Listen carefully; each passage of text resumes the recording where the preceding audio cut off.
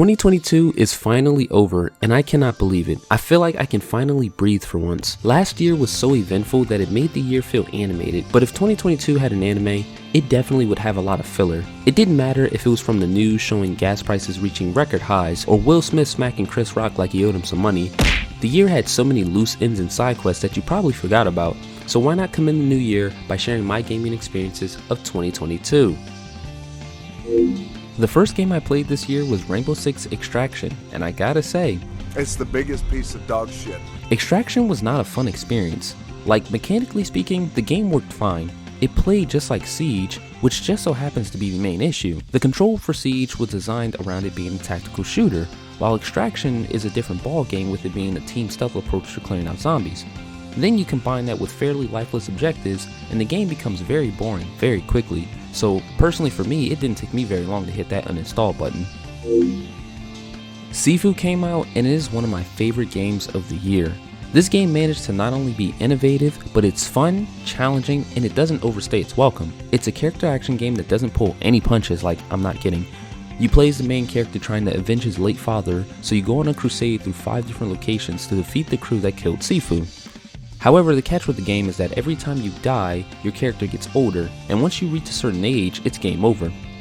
This forces you to get good at the defensive counterattack mechanics of the game, because button mashing will very easily send you to an early grave.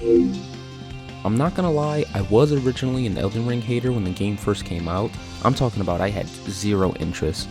But upon giving it another try this past December, I've started to really see the appeal in not only the Souls genre, but Elden Ring itself.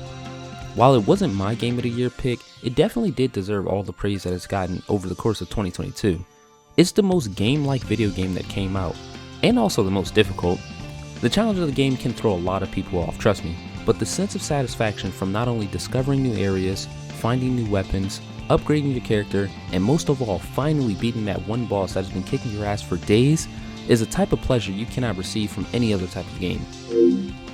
Shadow Warrior 3 was one of those games I picked up just because, why not, you know? Having little to no context with the game, I set my expectations extremely low, and I was pleasantly surprised. Think of this game as a mix between Doom Eternal and Gex. I only say that because the game plays exactly like Doom, and the main character won't shut the fuck up about pop culture references just like Gex. Bringing out that high octane action shooting that you would expect to see in Doom, the only downside is that the game is pretty forgetful. It's not bad, just not very exciting either. It's one of those games that you come back to after browsing your library, realizing that you own the game, only to forget it once more. The Skywalker Saga was a LEGO game I didn't think I needed until I did.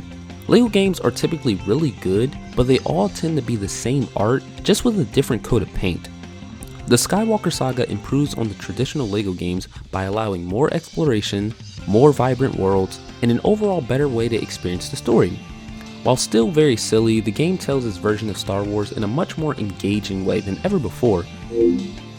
I genuinely think this game speaks for itself, but for those of you that can't see it because you live under a rock just like Patrick Star, let me articulate it for you quickly. Shredder's Revenge is probably the best, I repeat, the best arcade-style Ninja Turtles game that we've ever gotten.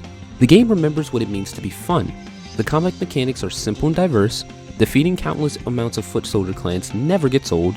Each level is bright and unique, presenting its own challenge to the table. There are tons of Ninja Turtles fan service throughout the entire game, and it has 6-player co-op. Do I need to say anything else? Just buy the game already. Saints Row was the biggest disappointment of 2022 in my eyes. And it's a shame too, because I was super excited to play the rebooted Saints Row, but this game failed to deliver. You can check out my review on the game for a more detailed explanation. But for a short answer, this game is plagued by glitches and poor optimization and is a super boring experience, making this the biggest snooze fest of the year. This is Overwatch 1, and this is Overwatch 2. Did you see the difference? No you don't, because they're both Overwatch 2. More like Overwatch Remastered. I can't believe I'm saying this, but this year's Call of Duty is actually really fucking fun.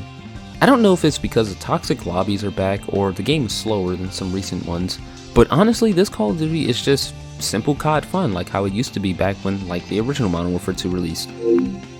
I have mixed opinions about Sonic Frontiers.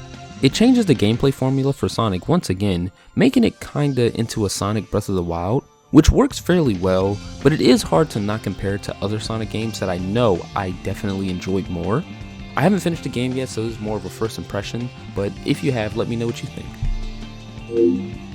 Beautiful, phenomenal, engaging, emotional, intense. These are all words that I would use to describe God of War Ragnarok. And without spoiling anything, I think this game is easily worth going out and buying a PlayStation 5 for, because so far it is definitively the best PlayStation 5 experience so far. My only gripe with the game is that it is pretty long, like a lot longer than the first one, but a phenomenal experience overall. Did you like the video? Leave a like if you did. Also, consider leaving a comment down below on what games you played in 2022. But I'm kind of tired of talking, so peace.